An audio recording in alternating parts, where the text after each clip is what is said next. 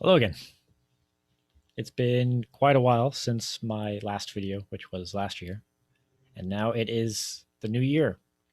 So happy 2021.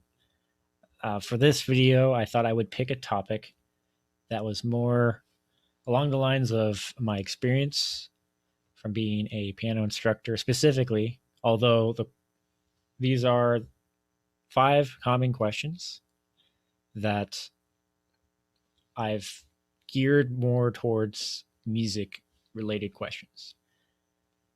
For that reason, because not everyone here would be specifically looking to play this as their main instrument. And for good reason. It is quite difficult. So, a music teacher's watching. This means that you can probably relate pretty well to being asked these same questions. And for people learning from videos online, self taught, these questions can give you a good idea of what questions might come up for you. So, from my experience, these are the 5 common questions that I would get. And they are first question being, I have them all written here. What are the pieces that you've played? Or how many pieces have you played? 100. No, I don't have an exact number. Such that I would say about 90 to 95% of all the pieces I've played are classical, which gives you a sense of what type of piano teacher I am. And this is classical, meaning primarily hundreds of years ago. This is the piano style that was played, the musical style that was played. And these were the types of songs that were being played on the piano instrument. And even before that, like 1700s, 1600s. So the artists that I've played a lot that come to mind are Bach, Haydn, Mozart. Played a lot of Mozart. My preference is I don't really care to play or learn new Mozart pieces in the future. A lot of sonatas and sonatinas. And then there's Chopin. I would look up Grand Waltz Brilliante. That was a good one that I played. Mendelssohn, Musinski, Moskowski. These are more modern Russian composers. Very good. And then more recently, Ned Rorem, which I've dabbled on. So those are the pieces I have played, if asked. The other 5% being jazz, rock, other genres of music that I've primarily played from song collection books. So not one artist, one book. Many artists, collection book. Okay.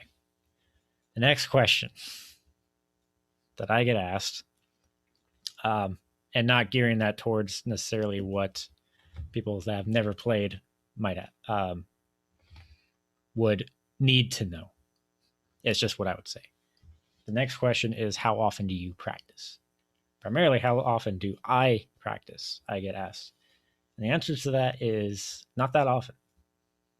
Not anymore. Just not to exonerate myself.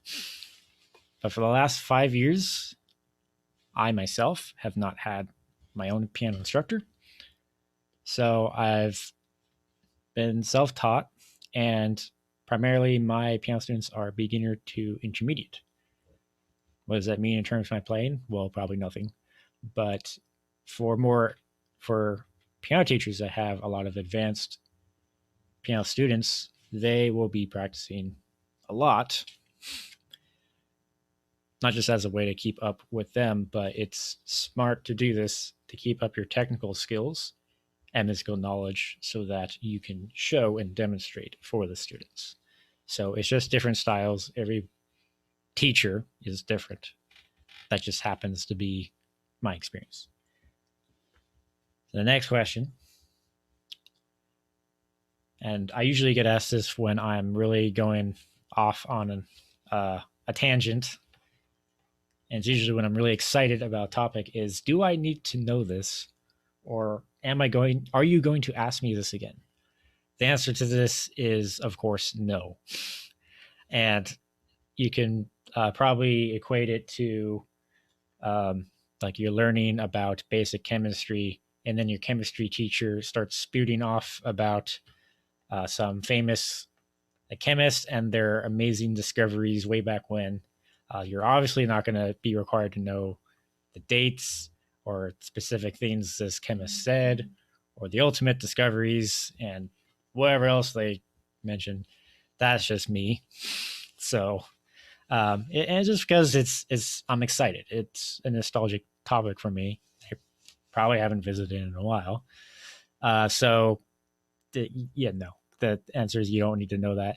If it's something you need to know, I will mention very clearly. This is specifically we need to know, and I'll mention.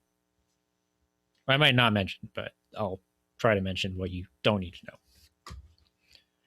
And for people learning on their own from online videos, teaching themselves with YouTube videos and other videos on the web, if you're spending all that extra time on videos that don't necessarily help you play any better, that might be a good sign. It means that you're really excited. You're going places with your interests. So, good on you. And the fourth question: is there any difference between a grand piano and electric piano?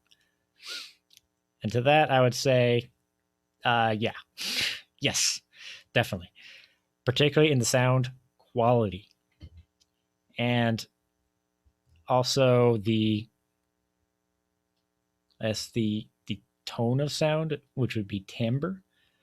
See, a piano functions with hammers striking strings.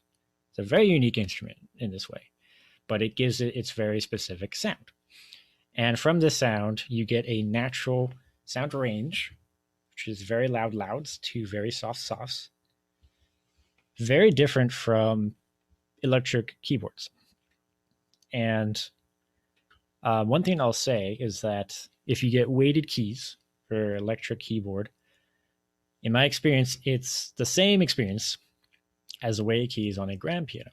So if you get weighted keys on some cheap electric keyboard, if you're starting out, that is the same experience as playing on that. So you'll get the same finger workout. But yes, there is a big difference. And if you're looking to make it past the advanced, the later intermediate to advanced, that will get you a lot farther. And the last question, which brings me to my last question, which is what speed do I need to play? And to that, I'll say you will learn anything way better and waste way less time if you go as slow as possible. And I might not say anything during the lesson. It starts to become an assumption after a while. Like, what speed do I need to play this at? Like, well, if you play fast, I'm probably going to say, no, not that one. Try again. You want to learn as slow as possible because it works your mind. You have to really think about what you're doing. It is harder. Students are always surprised when I say this. It is harder to learn pieces slower than it is to play them faster. It's because when you slow down something, it's like looking in a magnifying glass. You can see everything that's going on, or in that case, hear everything that's going on. If you go one note at a time. So a lot easier said than done, of course. But if you can manage it like a muscle, you will go way farther and waste a lot less time in the long run. So that will do it for this video. I hope you enjoyed it, found it informative. And yeah, if you have the same experience with like learning pieces, I hope this was informative to you. Like, I hope this may strike a light bulb in your head and can use this for whatever aspirations or pieces you have to learn. And thank you for watching. And I hope to see you in the next one.